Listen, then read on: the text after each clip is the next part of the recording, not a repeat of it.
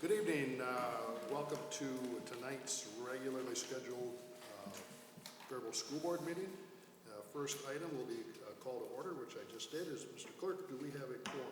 Mr. Chair, we do. We have 6 in attendance, 1 absent. Okay, please rise for the Pledge of Allegiance. I pledge allegiance to the flag of the United States of America and to the republic for which it stands, one nation, under God, indivisible, with liberty and justice for all.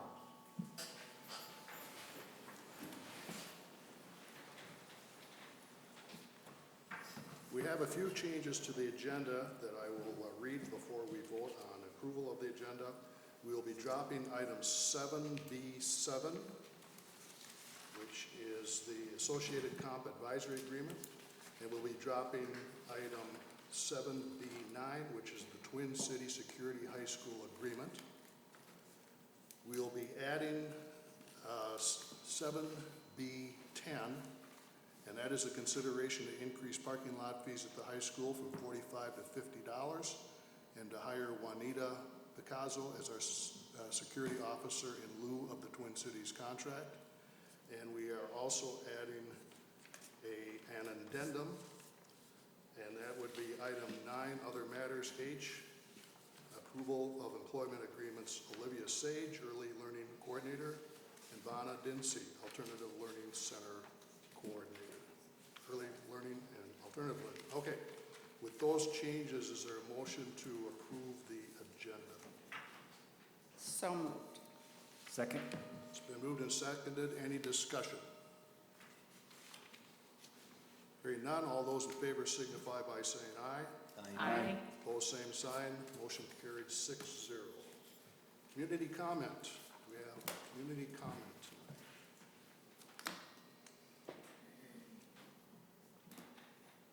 Thank you. Seeing none, we'll move on to recognition, awards, and presentations. And item A is the Ruth and Lyle Olson recognition.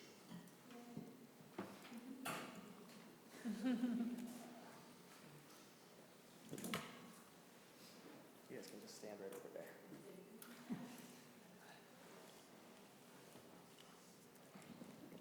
All right, good. Okay. Tonight we are proud to recognize Lyle and Ruth Olson. Testing, still there? Okay. Yeah. Lyle and Ruth Olson for their contributions to our school district and the Faribault community. Lyle and Ruth moved to Faribault in 1969. Since then, they have filled just about every role imaginable within our schools, from classroom teacher, coach, para, secretary, scoreboard operator, booster club member, you name it, they've done it for Faribault Public Schools over the years. Lyle and Ruth both retired in 1999, and they both spent the last 20 years serving valuable roles as substitute teachers in our district. Over the last 50 years, they've made an immeasurable impact on the lives of thousands of students in our school district, including their 2 children who were graduates of Faribault High School. Lyle and Ruth continue to make a positive impact in our community through their volunteer work at the high school, their church, the hospital, and at Riverbend Nature Center. And Lyle continues to advocate for public education as a representative for Southeast Minnesota Education Association. I got to interview both of them and write a story for our website and for the newspaper a month ago. Everyone I talked to said pretty much the same kind of things, was that these are the kind of people that make Faribault great. When they need somebody to step up, you know, they're always the first call to make, and they're always willing to lend a hand and do what they can to help for any project that we have going on. I've got a couple other people here. Annette and Jamie have worked with them closely at the high school, so we're going to have them come up and just talk a little bit about Ruth and Lyle.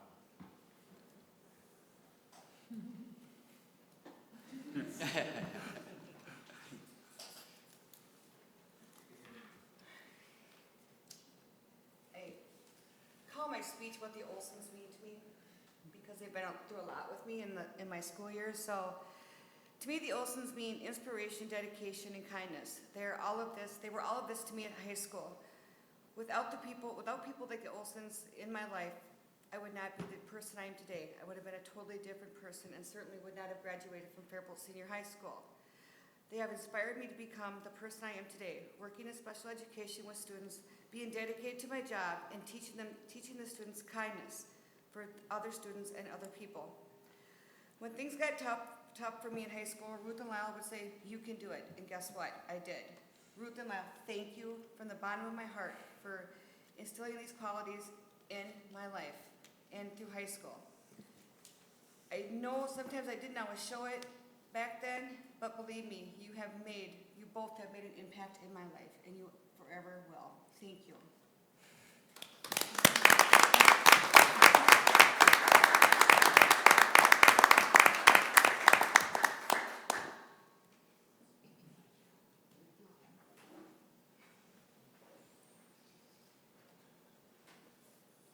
So when I first came to Faribault, one of the two people that I first met were Lyle and Ruthie Olson. And Ruthie was basically berating me in the front lobby of the high school asking for money for the Booster Club.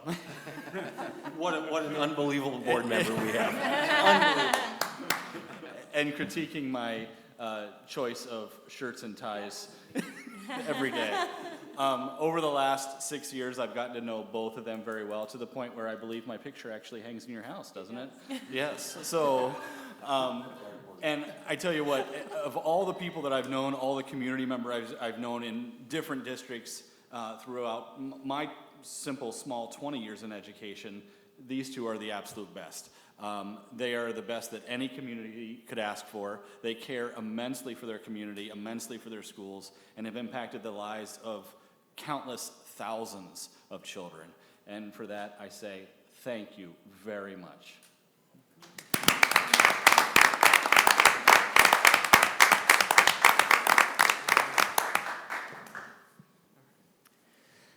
Yeah, and I've got to chime in a little bit here too.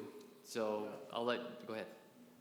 Are they going to comment? Or? They are. Yep, I'm going to give them one more thing, and then I'm going to let them comment after that. Then you guys can comment too. So, but I've been here now. This is my 9th year in education, and I've known Lyle and Ruth for that long of time. And again, everything that Jamie has said and everything that Annette said has been spot on. We really appreciate everything that you've done.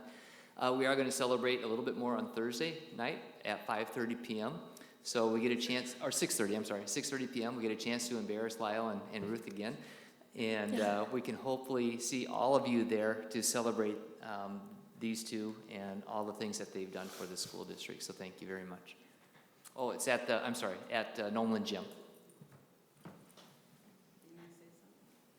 What can you say?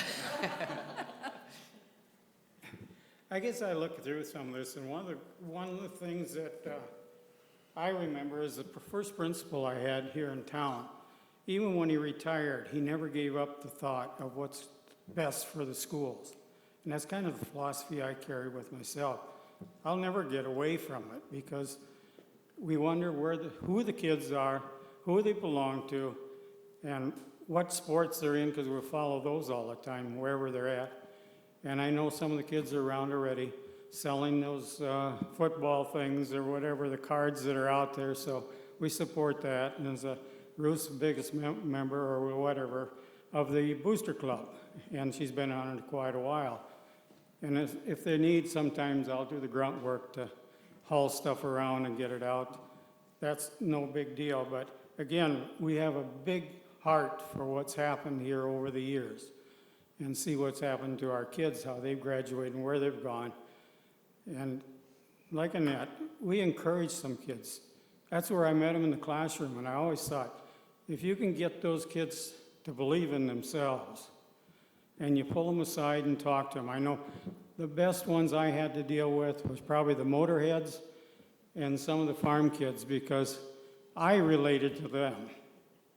And I'd, tell them, how's the crops going? What are you working on at this time? That type of thing.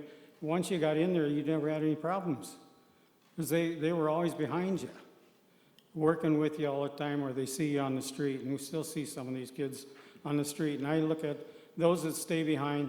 They're the taxpayers. They're the ones that are putting money into the system and will stay here.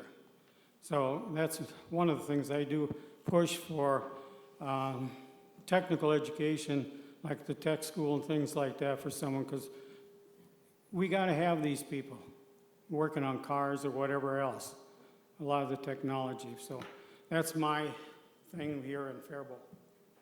Who was the first principal? Barger. Well, I haven't done all that, but from sweeping the gym floor at the junior high when the sports liaison between the junior and senior high school, Lowell Norman got me into that. And lots of times between halves at the basketball game, I'd sweep the floor, and it was fun being the chain gang for the junior and senior high school football games. And I have done several things all through the years, and I've loved every minute of it. And of course, my first love are the kids, the students, and loved working with them, and of course, the staff. And this is an incredible honor, and I thank you very much.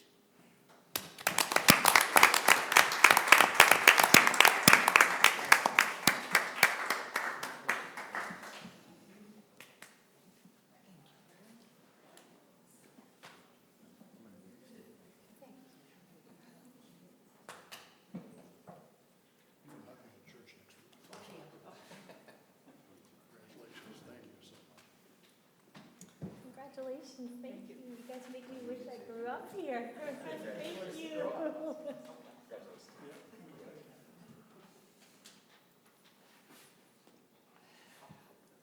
Board member comments? Who's first? Well, I can't say anything that hasn't already been said about Lyle and Ruth, so I can only echo the same stories that I think everybody has told about these two. They were two of the first people I met when I first was interested in the schools, and you only have to know them for a few minutes to know how much they care about this place, and they put their time where their words are. So I can't add more to what's been said. I want to add my thanks. One thing I should have said, this is our son, Joel. The one in the Northfield shirt? There's a reason why I didn't recognize it.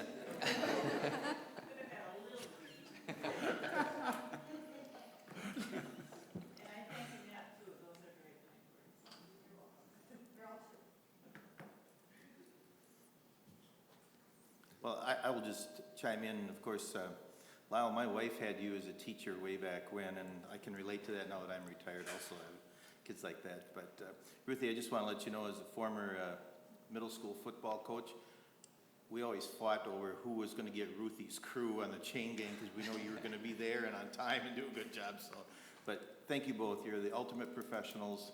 You're the epitome of what a community member and involvement should be, and we just can't thank you enough. So for all the time and efforts that you have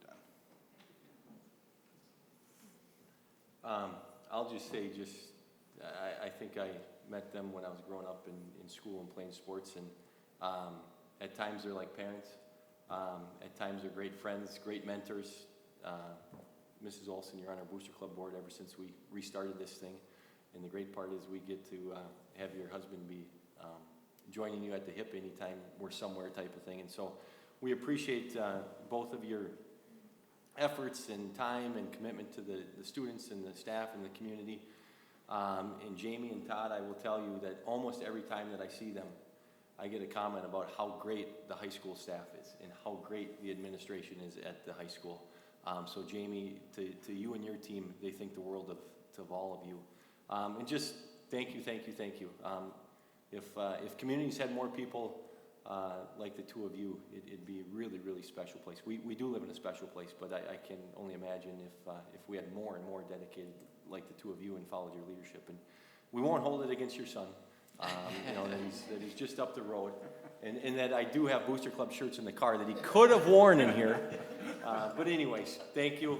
Hats off to you. Look forward to Thursday night and continuing to see you around. So.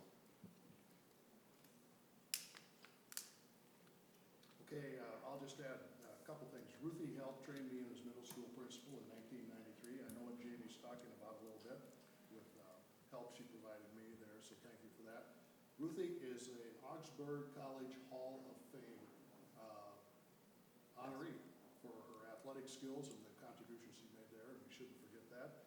And I dare say any place in the state is there a couple that has affected as many lives in a school district as these two have. And we're going to be eternally grateful for that, and thank you for your work and your service and your love of our district. else? All right. Moving on is the consent agenda. This is approved by one motion unless the board member objects. Is there a motion to accept the consent agenda? So moved. Second? Been moved and seconded. All those in favor signify by saying aye. Aye. Opposed, same sign. Motion carried 6-0. There are no retirements. We move to finance. The minutes are there as a report. Anybody going to report on that before we move to the other items? Do you want to report? Yvette's gone. Okay, Go I ahead. think we'll get a chance once we go Okay. through the items. Perfect. Okay? Now, item 7B, items reviewed by the Finance Committee. There are several here, and I don't think we should just approve them en masse, but what I will suggest is that we have a motion to consider each of these items, one motion and a second, and vote on that. And then we'll go each item, and we will just go to discussion and vote. Discussion and vote rather than having to go back and approve each item. Does that make sense? So with that, is there a motion to consider the items 7B reviewed by the Finance Committee? So moved. Second? It's been moved and seconded. Any discussion? And remember, we have a couple that have been taken off and gone there. Okay? Hearing none, all those in favor signify by saying aye. Opposed, same sign. Motion carried 6-0. We will now consider them item by item. The first one is STEM nursing consultation contract. Is there any discussion? Mr. Chair, I'll just say that all of these are, I believe, most of them, not all, are annual renewals that we do every year about this time, and so there's no change other than maybe a slight increase type of thing, and they all pass at the. Thank you for that. So item B1, STEM nursing consultation, hearing no further discussion. All those in favor signify by saying aye. Opposed, same sign. Motion carried 6-0. Number 2, the Tri-Valley Opportunity Council Agreement. Any discussion? Hearing none, all those in favor signify by saying aye. Opposed, same sign. Motion carried 6-0. Number 3, the Hilliard lease agreement. Any discussion? This is a new one. We talked about it, passed unanimous at our Finance Committee. Very good. Any other discussion? Hearing none, all those in favor signify by saying aye. Opposed, same sign. Motion carried. Number 4, fiscal year 1920, Minnesota State University Mankato Teaching Fellows Agreement. Any discussion? Hearing none, all those in favor signify by saying aye. Opposed, same sign. Motion carried. 6-0. Item 5, Faribault Pacer Arena Association Agreement. Any discussion? Hearing none, all those in favor signify by saying aye. Opposed, same sign. Motion carried 6-0. 6, Athletic Training Services Agreement. Any discussion? Hearing none, all those in favor signify by saying aye. Opposed, same sign. Motion carried. Item 7 was dropped. Item 8, District Greeter Position. Any discussion? Mr. Chair, could I have I would like a little explanation of what this grant is? It was an acronym, and I've never heard of that before, so.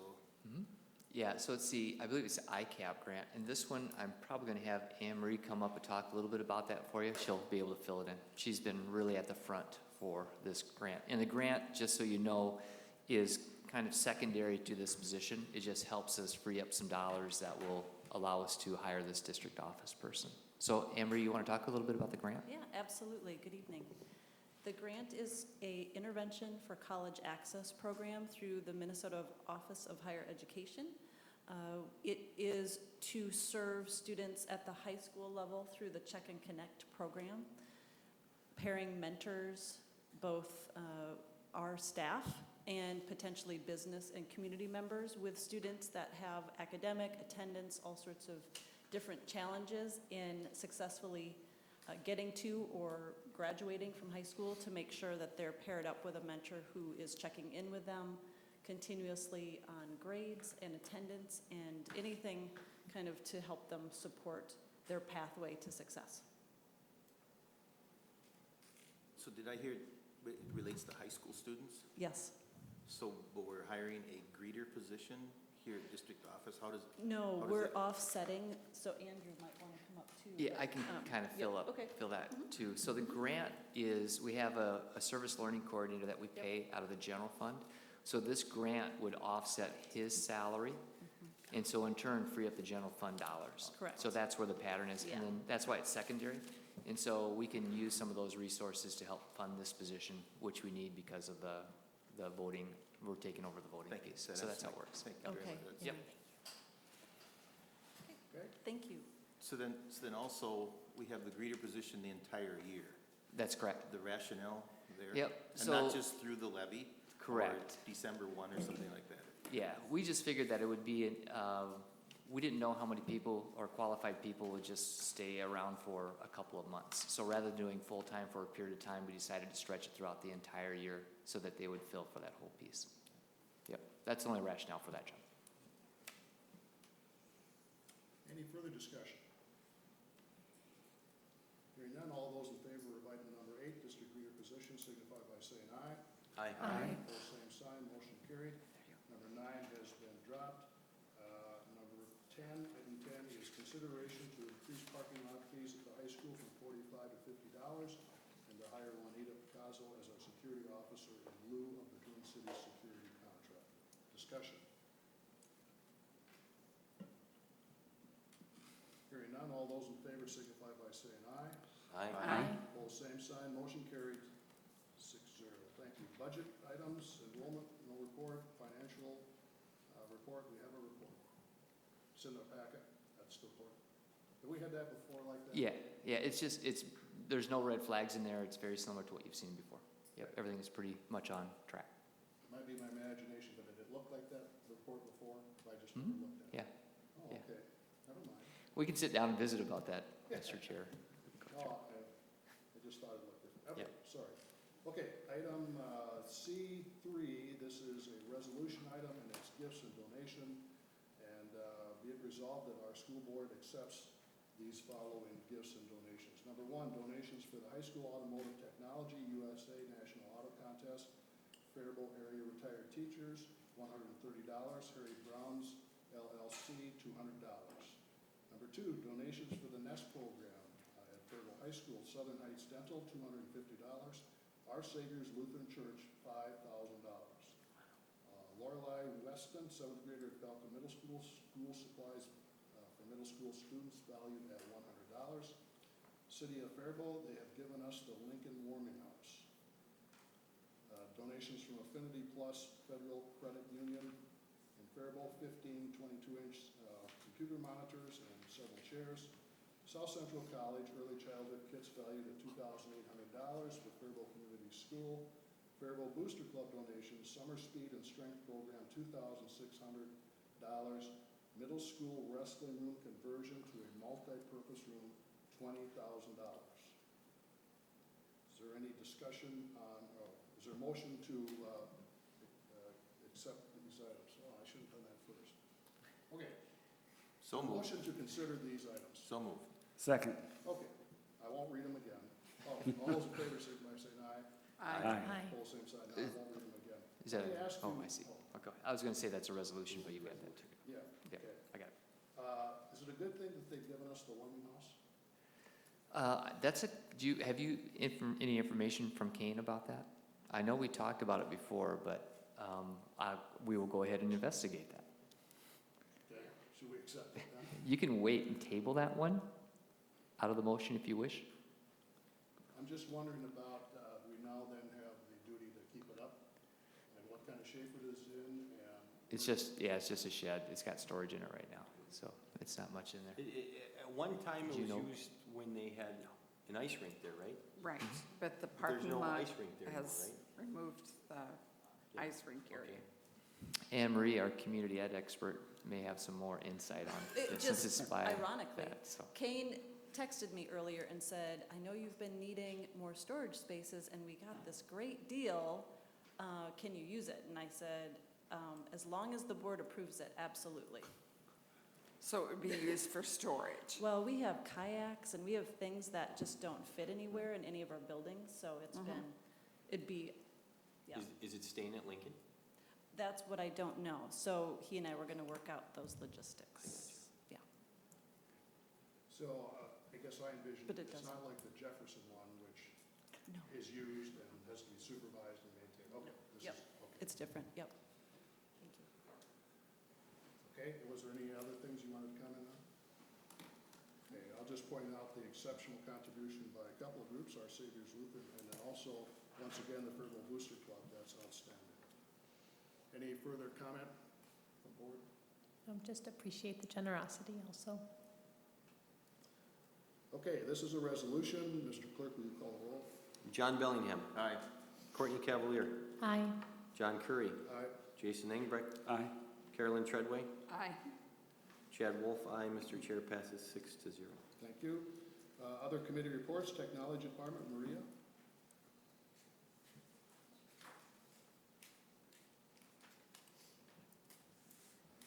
Good evening. I'd like to share some of our summer project updates.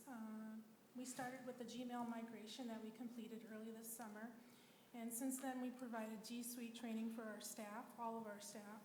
And we held 6 days of training this summer. So we had 12 3-hour sessions for all of our staff. And so we had about 150 staff attending those sessions. We had teachers, custodians, paras, clerical. Everyone was invited to attend the G Suite training. So it was more than just Gmail training. It covered topics in the whole G Suite, Google Docs, Google Slides, searches, and so forth. Maria, question for you.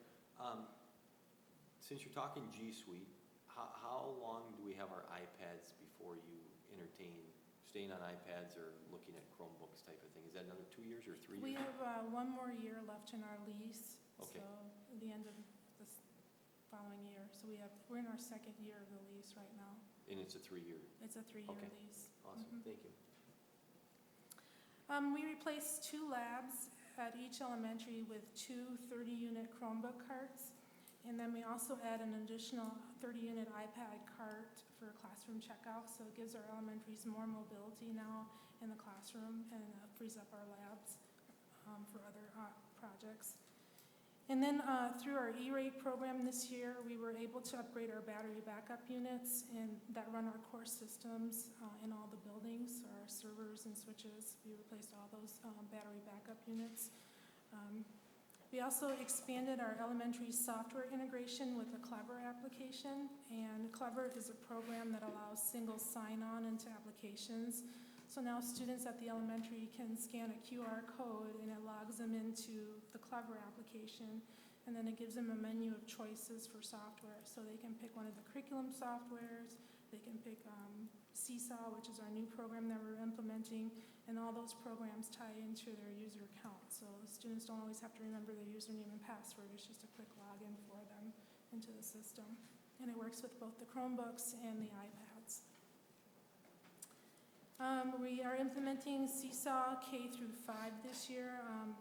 We're providing training for staff this week on that, and that has full integration with campus. So every time a new student comes into our district, it automatically uploads and syncs. And so all our classes and our students are in the program, so teachers don't have to manually add students. It's just automatically there when a student enrolls.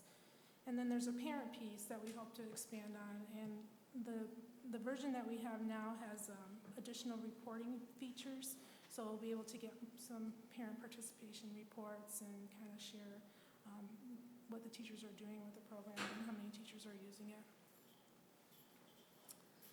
On August 22nd, we distributed the iPads to the incoming 6th graders. We are working on the distribution of the iPads of the kids that turned them in this summer. We had, between the high school and middle school, we had 200 kids turn in their iPads. Most of them kept them for the summer. So we hope to give those out during open house or during the first week of school. And then finally, I just want to thank my tech staff. They worked really hard this summer on a lot of different projects. And it's always a busy summer for us every year. And we're ready for the school year to start. Thank you. Any questions? Thank you, Maria. Thanks, Maria. All right, thank you, Maria. Next report is community education with Anne Marie. She'll be reporting on how it's been going with our new shed at Lincoln. bring that up again. Whatever you guys decide is fine with me. I just want to report on 3 things tonight. First, we hired a new early childhood coordinator. Olivia Sage is her name. That is a familiar last name, yes. She comes to us from a former preschool and director background. She's had some leadership positions in the city of Bloomington. We did a nice tour today of a couple of the off-site places, Jefferson and the Faribault Education Center. We've been able to renovate a space, a classroom, the music room at Jefferson, and so we got to see really what paint and some new cabinets and flooring can do to a room. And it's going to be fantastic for families to have their children at that site. So we did a little tour. We had a conversation with Rob. She was able to meet with Pam Kennedy, and she'll be here a couple days this week and then officially start on September 9th. So we're really happy to have her. Brings a lot of energy and passion for early childhood. The second thing is Sarah Siltala Choban is our Kids World coordinator, and she has been accepted. She applied and has been accepted to a CARE fellowship collaboration. So what that means, it's a public policy fellowship. And it is all about childcare and early childhood. So it's going to be great to have her representing Faribault Public Schools, learning to become more of an advocate, more of a legislative advocate, more of a local advocate for early childhood and childcare. So that's it. So it's going to be a year-long fellowship. So that's the second thing. And the third thing is Mr. Sesker asked me about a month ago, I think, to pull together sort of all of the different grants that we've applied for as community education and as the district over the last, since 2012, 2013, and the other resources leveraged to support all things community education and some things that have impacted general regular education as well. And I came up with a total, so over the last 7 years, community education has had a hand in raising almost $6.5 million and brought that in for the district. Much of that is some of those early childhood pieces, which are huge pieces. I was looking at old budgets and old revenue spreadsheets yesterday and just amazed at, we've gone from like a $200,000 budget to $1 million budget in those 7 years, thanks to the legislature and the governor's support and all of your support. So we've just done a phenomenal job in early childhood, a lot of things youth development, which Carolyn was hugely impactful in helping us bring forward to the community with youth development. And yeah, just the ADSYS piece alone was $1 million over 2 years, and that continues to go, but that's under Rob Daynard, of course, our special services director. So, but I've had a hand in bringing all of that to the district, a lot of adult basic education pieces in that, and yeah, so it was a good exercise to do. I appreciated it. 6.5 million over 7 years. Yeah. Awesome job to everybody that's played a part in it. It's nearly $1 million a year. It's outstanding. It's a team effort. It takes everybody. Carolyn, you know how when grant proposals are due and how much it takes. Great job. A team to pull that forward. Great job. And kudos to our partners out there too. They've just been terrific. 29 partners. Yep. 29 So, partners. in that 6 million, does that include like volunteer pre-K or any of that? Yes, it does. And there's everything from the AAUW giving us like $150 over the last few years to support Camp Invention to the $545,000 we'll be receiving in voluntary pre-K this year. But just 21st Century alone, we've had that now for 6 years. Actually, I think it was even more before I got here, but that was $1.2 million. So, and we know how great the community school programming and services are going this year, or this past year. So it's just, it's great. I like raising money. So, okay, thank you. Okay, thank you. Policy Committee report.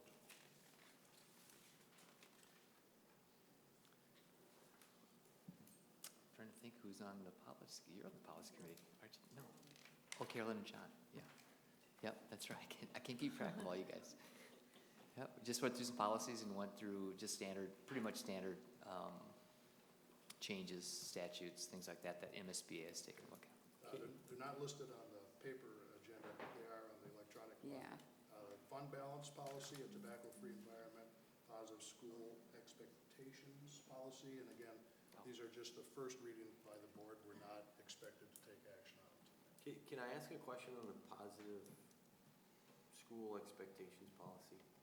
I think if I'm reading it right. And I apologize because the thing's 48 pages long here.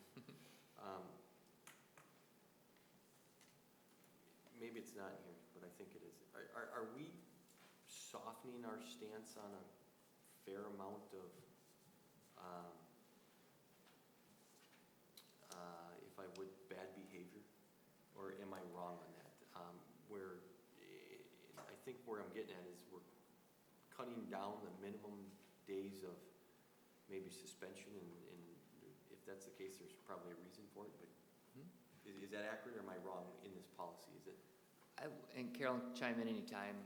I would say that we're not softening, we are just thinking smarter and reacting smarter to how we're dealing with students, and rather than giving them automatically a punitive sentence, we are using restorative justice to help them learn about their mistakes and hopefully change their behavior. The high school has been a great example of this. They've really implemented hard last year, and we've seen some really great changes over the year. So we still have it in there, but it's not meant to be, it's meant to be more of a change of behavior rather than a punitive effect of behavior. Well, and also restorative practices are based on helping the perpetrator make things right with somebody they victimized. And so research has shown that that reduces future problems. So while it may appear we've gone soft by not enacting the same level of consequences, I think it will be more effective in creating an overall positive environment. Yeah, so a perfect example, I can give you two. I'll give you one example that we are optimistically looking at. So rather than a fight or some sort of scuffle actually starting, we're trying to get our administrators and our teachers to identify that before it even occurs. And so there wouldn't be discipline for either one of those students. We're trying to teach ways that we can interpret and intercede before the actual the unexpected behavior actually occurs. And that's a challenge. So I would say we're going to be working a lot harder to do that, but we're also going to work a lot smarter about that process too. And particularly at the middle school, there's a big effort around restorative practices that include circles, talking out a problem, as opposed to leaping to a consequence, which sometimes forces kids into repetitive behavior. So I think it's good. Yep. One of the things that I wondered about that I saw in there is caps will be allowed, correct? Yep, caps are going to be allowed at the high school, right, Jamie? That's something that's going to be different this year. So it's new, yep. But that isn't exactly the picture of a student that I would necessarily think of. The fact of the matter is it worth getting into a personality conflict over a cap? I think in 2019, no. So I don't perceive it as going soft on kids. I think instead it's looking at the whole child, much like you look at a whole child in a family setting. And the last piece would be the elementary schools. We're incorporating the second step program, which really touches on social and emotional behaviors of kids. And we think that's, as we integrate that into the curriculum in our elementary schools, we think that's going to have a positive effect on kids as we move forward. I understand too that there are plans for some pretty extensive professional development around helping staff know how to deal with with young people in a way that allows them to change their behavior rather than try and get away with behavior.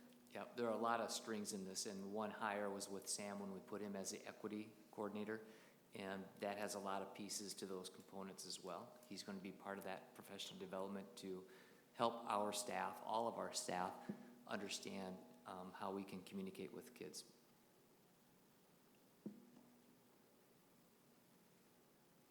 Okay, Thank you. all right. Thank you.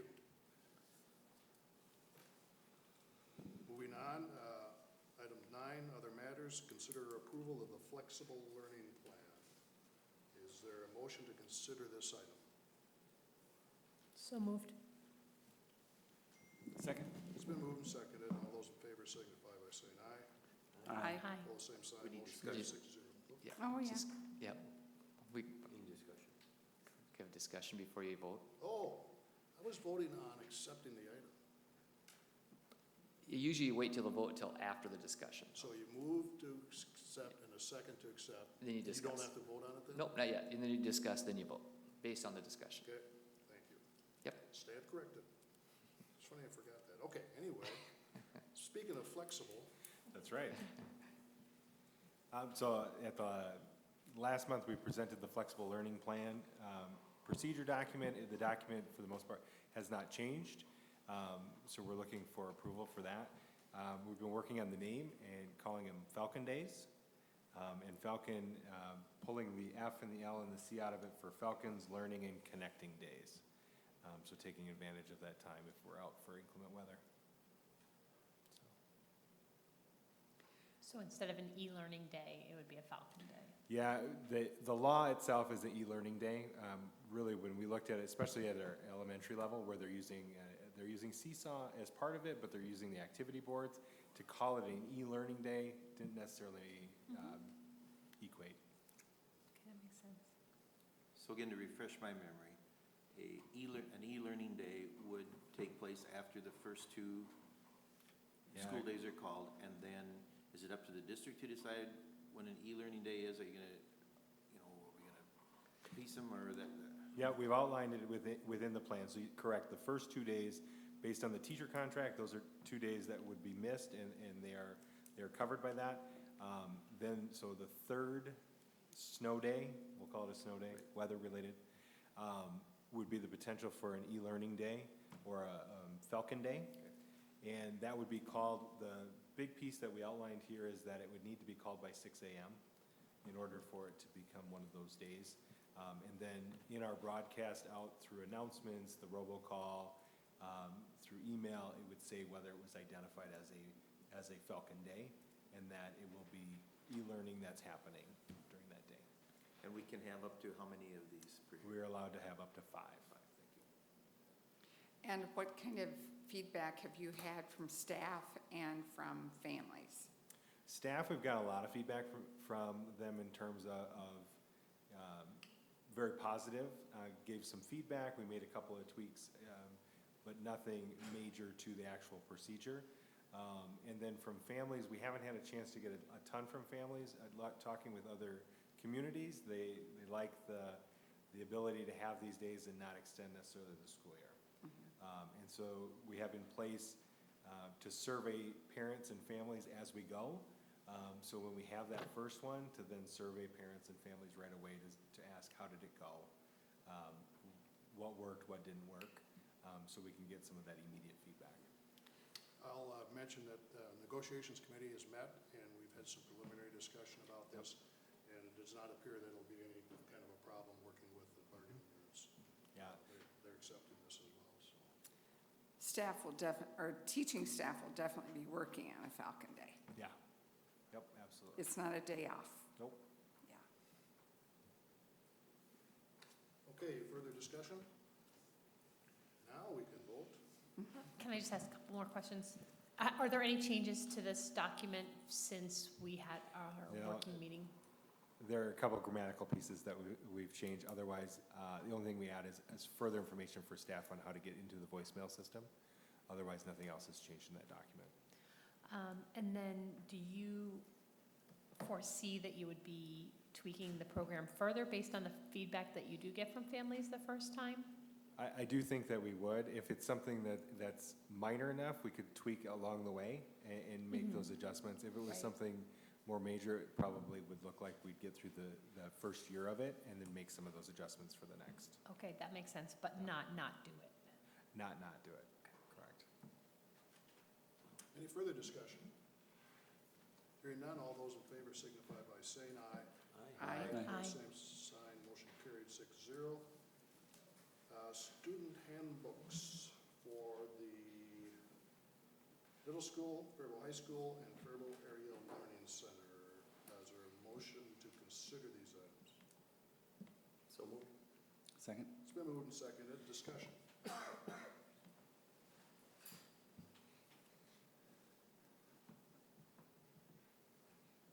Changes look fairly minimal, but appropriate. Yep. Any further discussion? All those in favor signify by saying aye. Aye. Both same sign, motion carried 6-0. C and D look to be connected, but item C is application for dissolution of a cooperative agreement between the high school, the Academy for the Deaf, and Bethlehem Academy. Is there a motion to consider this item? So moved. I'll second. Discussion? This makes sense when you see the next one. Hearing no discussion, all those in favor signify by saying aye. Aye. Both same sign. Motion carried 6-0. Item D is creating a cooperative sponsorship that we just dissolved, but it adds the language, it's the State Academy for the Deaf and the State Academy for the Blind. That seems to be the only change. Any further discussion? We need a motion on this one, don't we? Thought we did. No. Yep. I'll move approval. Okay, Second. all right, been moved and seconded, now discussion. All those in favor signify by saying aye. Opposed, same sign, motion carried. Item E, consider approval of agreement for audiologist services. Is there a motion to consider? So moved. Second? Been moved and seconded, discussion. Hearing none, all those in favor signify by saying aye. Aye. Opposed, same sign, motion carried 6-0. Item F, approval of a nursing contract for the Nurse Strand Charter School. Is there a motion to consider? So moved. Second. It's been moved and seconded, discussion. Hearing none, all those in favor signify by saying aye. Aye. Opposed, same sign. Hearing none, motion carried 6-0. Item G, school board goals. Is there a motion to consider this item? So moved. Second. It's been moved and seconded, discussion. Oh, yeah. Somebody should discuss. I think we should discuss this a little bit, yeah. So Ryan has, the whole entire cabinet have really dug into, again, what we perceived as the goals that when the board met, and the direction that they wanted to go with this. And then we tried to put it into a format where we get some measures in there, some timelines, and then people who are going to be involved. Some of those measures will be a little flexible because we want to make sure that we're measuring the right things for you guys. We'd also want to make sure that when we get that dashboard, we can put some of those pieces on there as well. So we worked really hard on these to try to get them as accurate as we possibly can. We can certainly tweak some of these things, but we are pretty comfortable as a cabinet with the goals, and hopefully that these hit some of the pieces that you guys talked about at that last meeting. So we're very open for questions or discussion on those. I have one item under Goal 2, staff are trained in equity and cultural competent instructional practices. Obviously, I endorse that. Under the data points, however, offer at least 3 professional development opportunities. I would hope that, given that many of the professional opportunities are a choice for staff, I would like to put more of an imperative where staff would participate in 2 of 3 or something like that, so that staff that may think, oh, that doesn't pertain to me, which I think indeed it will, that they don't really have a choice to avoid those. We need staff to be fully trained as much as possible in equitable and culturally competent practices. So I don't know if we say 2 of 3 or all of them, or however, that could be left up to the cabinet, but I'd like a little more teeth in it.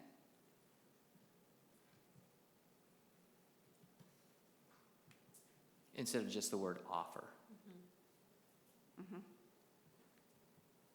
And it doesn't, it's up to the discretion of whoever makes this decision how that would look, but I don't think we should give staff the option not to participate.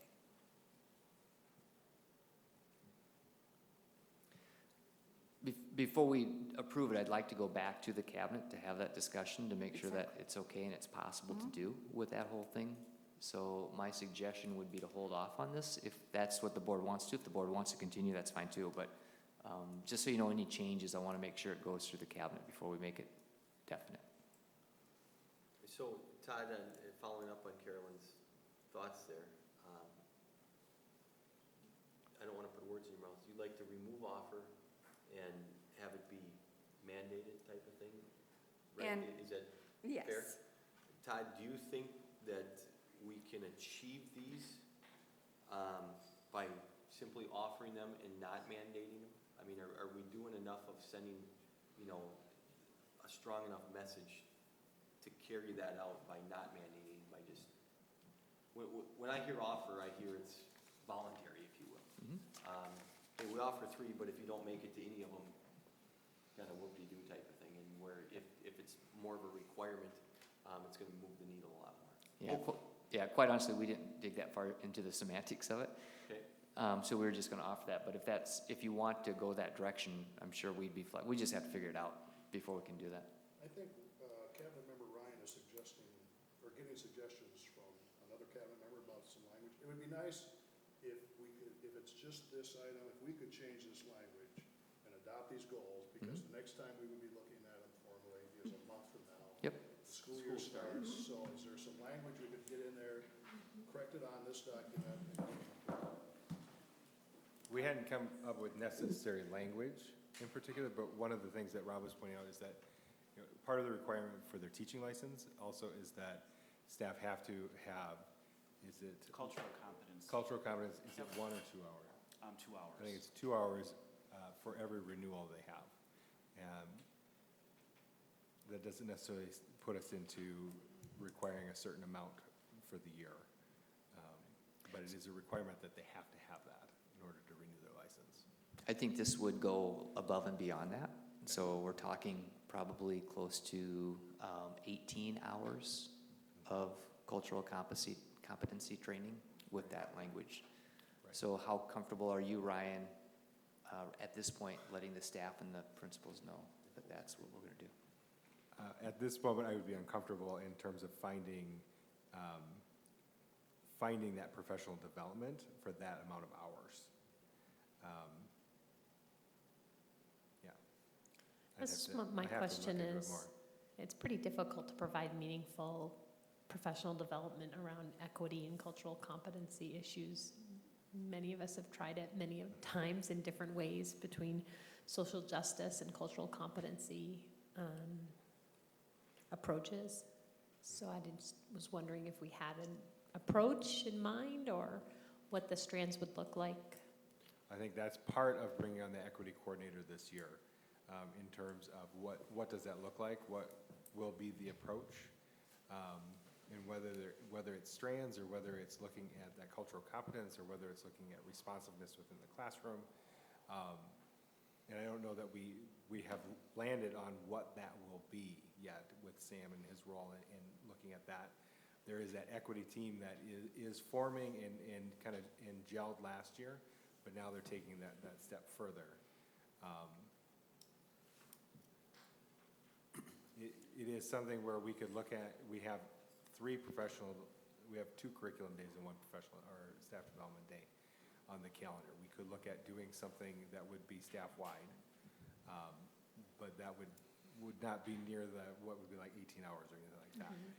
The other thing to do, just to figure this whole thing out, we could approve this with the intent that our processes will be to make sure we get as many people participating in this as we possibly can, and whatever is possible with after we go back and visit with those particular pieces, and then give you a report at the next board meeting what that plan is going to be. That way we get a little bit more time to do that processing. We haven't even visited with staff yet. They haven't been here yet. It'd be nice to have their input. You know, these are school board goals, these are not contracts. Correct. So what if we said something, have each staff member participate in professional development opportunities throughout the year in this area? That's our goal. And there's nobody's going to be terminated because they don't meet our goal, but that is a goal, and that's what we're trying to do. Is it as simple as doing something like that? Would that help, Carolyn? Well, no, not really, because this is part of our measurement. How do we know we've achieved what we've set out to do? So obviously, you can document and measure that you offered 3 of them, but it does not necessarily mean that people have fully accessed them. If I could, my take on this is goal number 2. Again, I'm going to kind of echo what John said. And under goal number 2, you have 3 measures. They've created 3 measures to achieve that goal. Okay, and this is 1 out of the 3.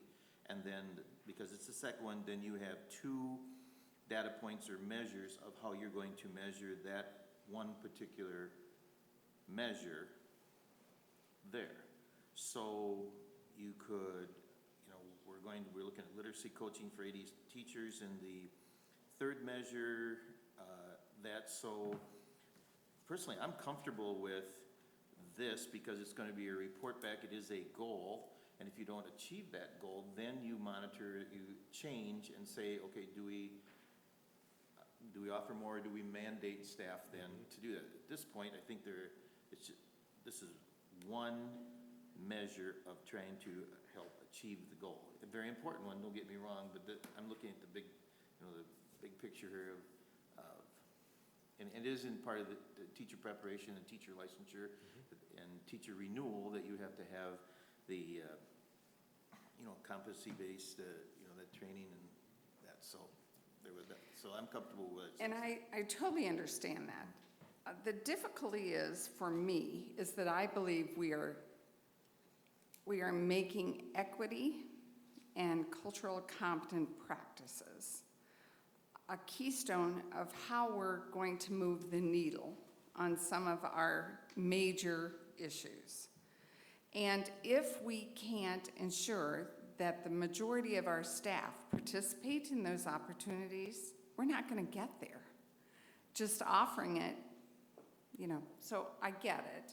And if that isn't something that there's a comfort level around, but I am convinced that until all staff understand fully equitable practices in particular and know how to fully utilize them, we're beating our head against the wall.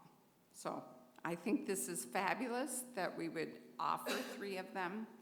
In the past, there have been some excellent opportunities that frankly staff have not participated in, and that concerns me. So how do we encourage them in a more direct way? I agree with Carolyn, and I think one way would be to rewrite the data point measures so that there's a number of teachers like the other 2 are written, specifically 40 staff members and 80 staff members. I'm not sure why we couldn't have an indicator like that in the one about equity and diversity. Or we could do by percentage. Yeah, and just a point of clarity is when we refer to staff, we're referring to all staff. So teachers is a subgroup of staff. So if you wanted to measure all staff, you may want to think about that as you have the discussion. Thanks for that clarification. That's fantastic that this PD would be for all staff, not just teachers. Can I just ask, when you wrote this, because you could read this a lot of different ways, and I think it's important that we're getting at this, to say you're offering 3, as has been pointed out, you could have one person at each one and have satisfied this, right? But I'm curious about what you were envisioning when you talked about offering 3. It's not even clear whether these be 3 different opportunities or the same opportunity presented 3 times. Those aren't clear here, and so I'm just curious as to what you were envisioning, or maybe some of those things weren't yet defined for you. I think, initially in conversation, again, thinking staff are just coming back this week and equity coordinator coming on this year, it really was a beginning stage piece of thinking, okay, what are the offerings we can have? We have these 3 days throughout the year.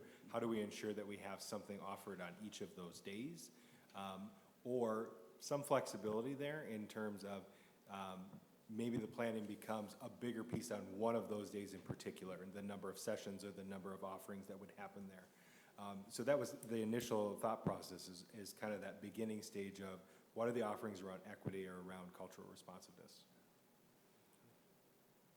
So just to clarify, to see if I can repeat back what I think I heard, when writing this, the thought was, as this was new, you were sort of writing this goal as a developing these professional developments, and at that moment you weren't thinking about what the participation was going to be in particular, more about what the offerings would be, because those offerings are in fact new for us, I think. Not in those particular measures, that one in particular. The one below it, where we started to get at our engagement into the ELM process, or the ELM project, where we're looking at the number of teachers we could get to in a year, and in terms of having some active engagement between Sam and some of our EL teachers that will be coaches within that process. Yeah. Thank you, that's very helpful. I'm of the opinion we need to pass these tonight. We shouldn't wait until a month into school to have our goals. It's already quite late. I would be willing to offer that I believe we should go ahead and pass them, and then with the understanding that the cabinet would look at this and determine what is the best way to encourage staff to participate in these 3 offerings. I just am concerned that there have been, to my knowledge, some amazing opportunities that you've provided and planned, Ryan, and they were not attended at the level that would have been helpful. So I don't want that to happen on this. So therefore, my recommendation is we move ahead and let them adjust. Can we require the level of participation and attendance that Carolyn's speaking to without contractual change?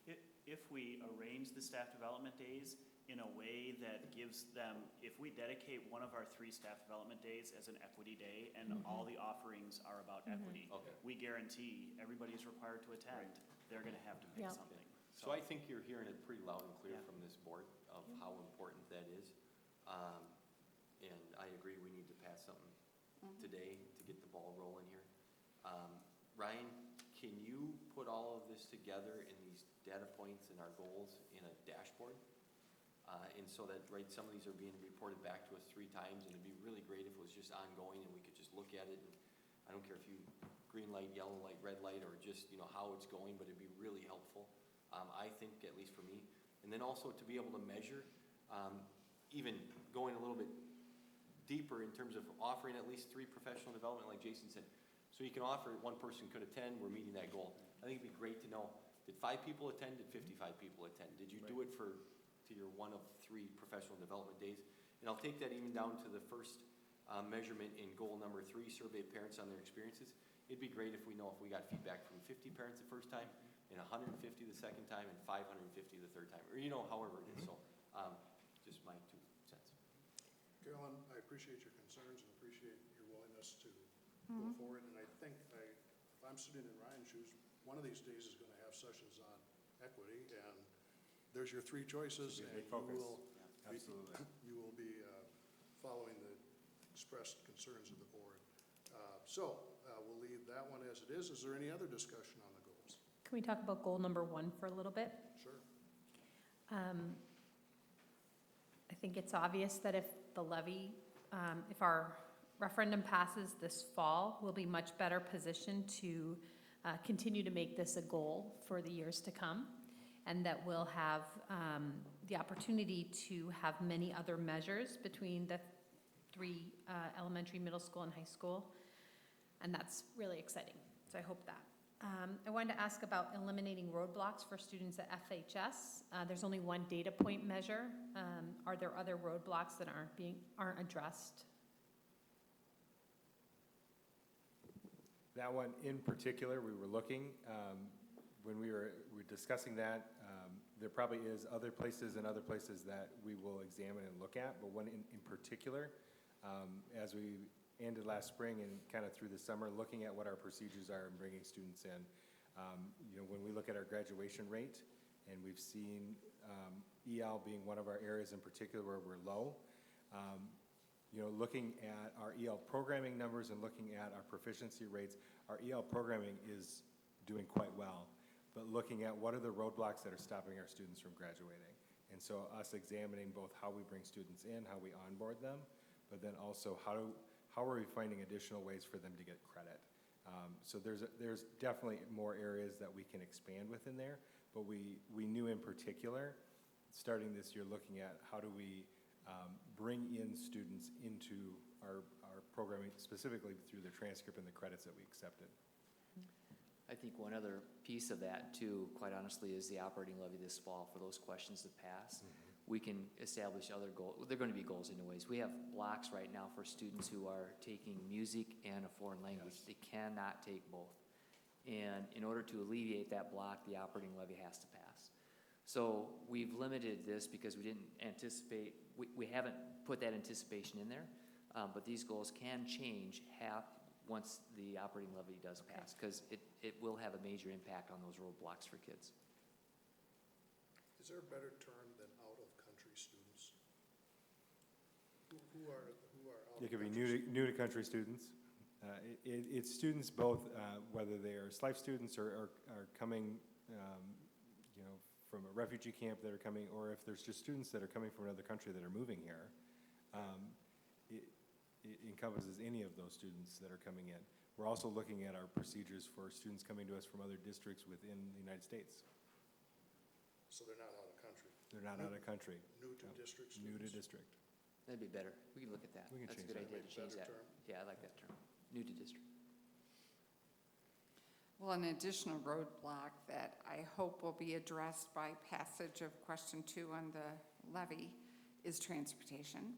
Absolutely. But you can't really list that as one of our goals without the That would be funding to something make that that, happen. like Todd had mentioned, where we could make an adjustment to that at the passage of that. So can I infer that these are low-cost options for trying to, low-cost, high potential efficacy? Relatively measures. low cost, but there is definitely a cost to investment in Right. terms of creating programming, but hopefully not high cost. So I do see that under the elementary data point measures, it says PK through 5. So there is early childhood captured in here. I wasn't here for the discussion 2 weeks ago. Can someone talk a little bit to how these goals address our concerns about retention and enrollment? Yes. It's, when we measure all these goals, and Anne-Marie, feel free to come up anytime you want. These are all pre-K through 12. We think that our entire system is relevant regardless of where they start towards graduation for our students. Quality programs at the preschool. I know a couple years ago we adopted the OWL curriculum, and I think that's still part of that curriculum. Prior to that, we certainly had a curriculum, but not the curriculum that we're looking at. We hire great staff at all those different levels, and that has an impact of how successful those kids are.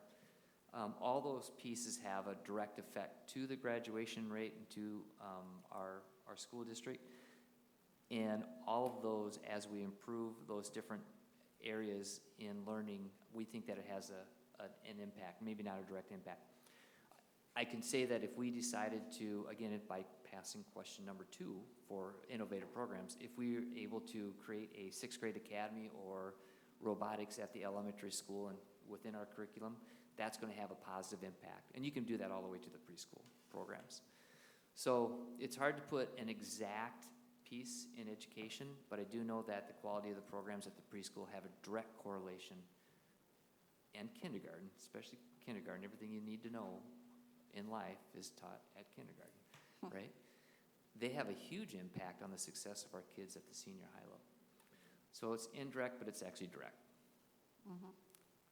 We really get so focused on the high school, and they're doing a great job up there, but there's a lot of great support programs below the 9th grade that are having a huge impact on how our kids are being successful. So probably a mushy way of saying it's important, but not giving anything concrete.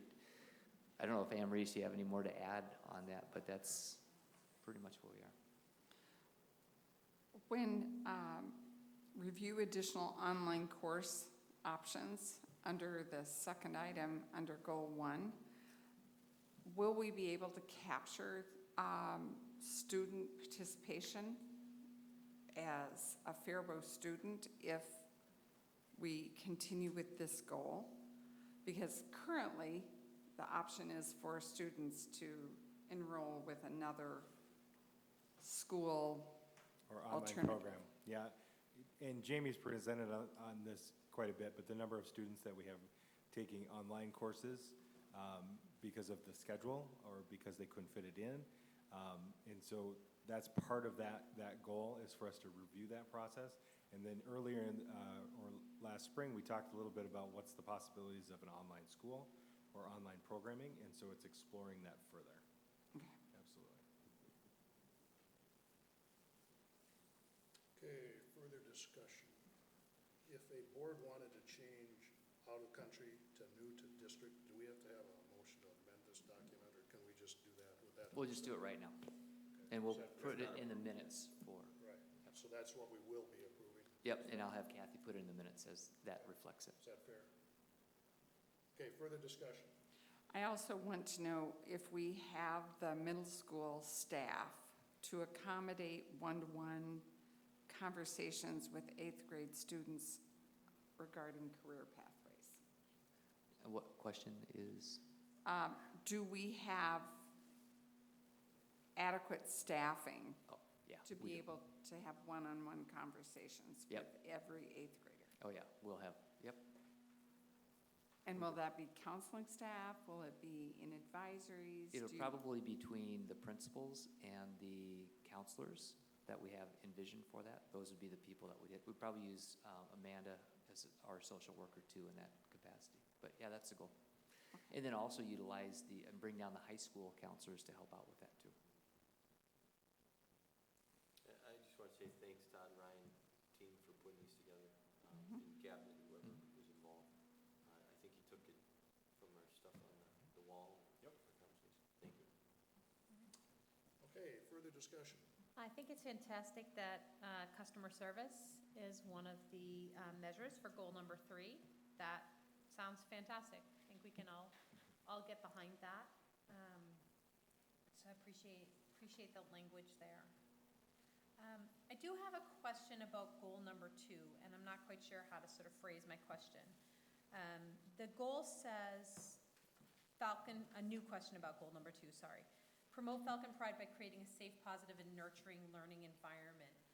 And the measures underneath are about equity and cultural competency and equity of voice for all students. I know that in the past several years we've been working on positive behavior in the schools.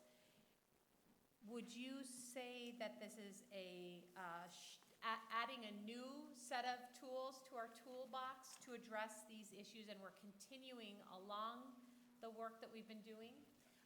Could you just sort of articulate how a focus on equity for the year works to create a safe, positive learning environment for all students, and sort of what it means in the measure number 3 to have the importance of equity of voice for all students? Do you want to take a stab at that, Ryan, or do you want me to go first? Yeah, I think kind of exactly what you described in terms of this goal number 2 was originally part of the goals from last year, And so a big component of that was the positive climate policy. And so looking at that, and as we were brainstorming and looking at what would those data measures be, we've implemented that piece of it, and there's the continued implementation of it. So, but it wasn't something that we necessarily felt like, okay, should we have another data point on that? We certainly should report on it. So then the continued conversation around equity, and how does that, influence our community, and how does that influence how we work with students? And that's probably been the greatest part of the conversation around equity, is how do we treat each other? And so that was probably the antithesis of almost everything in the goals as we were writing them. And just the research behind it that we've seen, just the new research in the last couple of years that we've gone to with our own staff development, we believe that this will have another additional impact on our students and our staff, in addition to the current positive behavior models that we're using right now. So it is another tool. Yeah, I think it's important to be able to articulate that work around equity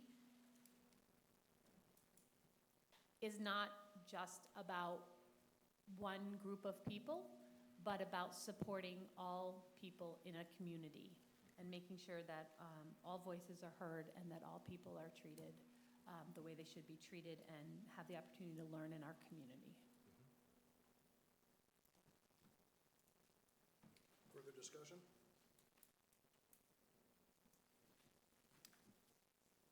Hearing none, we will call the question. All those in favor signify by saying aye. This is adoption of the school board goals. All those in favor signify by saying aye. Aye. Opposed, same sign. Motion carried 6-0. We move on to the addendum, and that is the consider approval of employee agreements. Is there a motion to consider this item H? So moved. Second. It's been moved and seconded. The first one is employment of Olivia Sage as early learning coordinator. Discussion? Hearing none, all those in favor signify by saying aye. Aye. Opposed, same sign. Motion carried 6-0. Consider approval of Vana Dinsey, Alternative Learning Center Coordinator. I believe she is in the audience. Is that right? Please stand. Well, maybe we should vote first. But okay, any comments? Vana, you've worked with us for how long? This is the beginning of my 19th 19th year. year, okay, so, great. Any further discussion? We're fortunate to find you at this time of the calendar, and I wish Margaret the best as she has left us. Any further discussion? Hearing none, all those in favor signify by saying aye. Aye. Opposed, same sign. Motion carried 6-0. Okay, congratulations, Vaughn. Okay, other items of information report. School board members. Mr. Chair, just want to relate to the board that Carolyn and I attended the MSBA Summer Seminar on August 4th and 5th in Brooklyn Park. On Sunday evening, we participated and listened to a dynamic speaker on diversity and equity. And then the sessions on Monday were about equitable practice and diversity, et cetera. There are 4 or 5 different speakers and seminars, and we had a legislative update from MSBA. We had case review, law review from MSBA, and so once again, very informative. So thank you, Kathy, for setting all that up for us. It went very well. So again, it was very interesting. Thanks to both of you for attending. There's also, this is not a school-related activity, but one that the school staff has supported quite amazingly. There is an initiative in Faribault called Supply Our Children, and we had many staff members and their children participate in helping to pack backpacks with all the necessary school items that children need to start school. 1,300 backpacks were distributed, and those 1,300 children will enter Faribault schools proudly on the first day of school, knowing that they came with everything they needed to have. So I am thankful to the school staff that helped, and an amazing partnership in this community.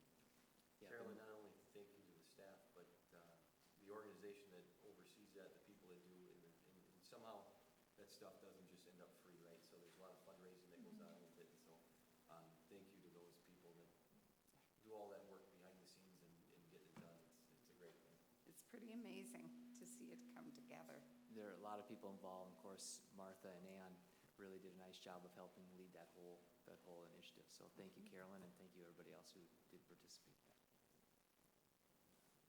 I just have two things. I wanted to say thank you to everybody for your patience and support while I've been traveling for the last couple months. I appreciate Drew and Brad's help with everything and the district breaking through this wall on being able to participate remotely in these meetings. So that made a really big difference to me and my family, my ability to make my work trips this year. So thank you.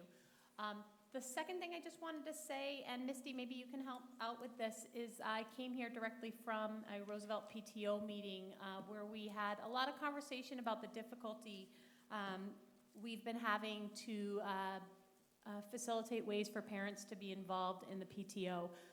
So I just want to get the message out there that the PTOs at the elementary schools are happy and willing to take parent support in any way possible, even if it means you can't make a meeting at a certain time. There's other ways to do this. Just like we found out that I can attend a meeting virtually from across the world or across the country, we can make these PTOs work. So just a new call for any support in helping more parents and families be able to walk through the doors and volunteer in the schools. We're there, ready, waiting. Thanks. Okay, anybody else? I'll just comment, the school year is upon us. How many new staff do we have? Well, new teachers, we have 33. We have obviously a lot more other staff too. 33 or 23? 33 new teachers, 33. Okay. Yep, that's pretty normal for us.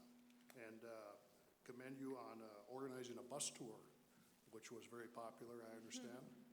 And alleviated, my wife was concerned she was in a traffic jam caused by Freddie the Falcon performing some type of action. Don't reveal who that is, Anne. How great is that? Yeah, so great. And That's immeasurable. We've caused a traffic jam. And he was dressed in green, so Chad is happy. Unbelievably great. What a great day. So, but best wishes to the entire school district staff and students as they begin a school year before we meet again. Absolutely. And look forward to visiting with the new staff tomorrow at their big opening event at the high school. Okay, Superintendent Sesker. Yeah, so thanks for mentioning the bus ride and us giving the tour to the new staff. I think they really appreciate it. It also gives us a chance to actually get to know some of those staff members and get to know them on a personal basis. So we all really, really enjoyed that. The cabinet did a great job of organizing it, so thank you very much for you guys and all the time that you put in. Reminder to the board, you're certainly invited to come to tomorrow's meeting. You don't have to, but you're certainly invited. If you want to come and listen to our board chair's speech, I'm sure it's going to be extremely exciting. So, yep. It is, yeah. Sam is also going to talk a little bit about equity in our presentation to staff tomorrow, and we're all looking forward to that. Some previous graduates are going to tell us about their experiences as they have gone through the high school and what they experienced with racial equity, and they're going to be open and honest, and it should be a really pretty cool event tomorrow. We do have to talk, maybe that'll be at the next work session, about possible open forum dates for the operating levy. So think about that in the future. Usually it's sometime in October if you choose to have an open forum, that we have those things. We usually have it at the high school PAC.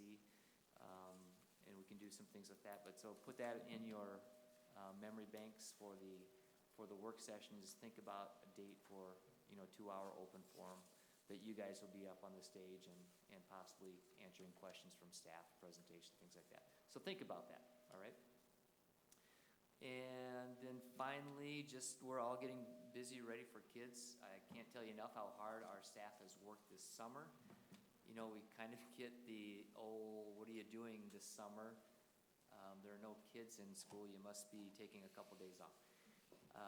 I can tell you that these guys have been working their butts off, and we are going to see that this fall. We've got a great group of kids, we've got a great group of staff that are working hard to make every transition for every kid successful. And even today, going down to the high school and watch the link crew work, it's just awesome to see kids helping kids and all those staff members, especially Joe Sage doing the roller coaster. That was pretty cool too again today. So, but I encourage you to come in anytime. Our staff love to see you in the building, so make an appointment with the principal or the secretary down there, and they would be more than happy to take you through and see what's going on. So I encourage you all to do that. But, Okay. all right, that's all. Okay, there being no other items, is there a motion to adjourn? So moved. Second? It's been moved and seconded. All those in favor signify by saying aye. Aye. Aye. Opposed, same sign. Motion carried 6-0.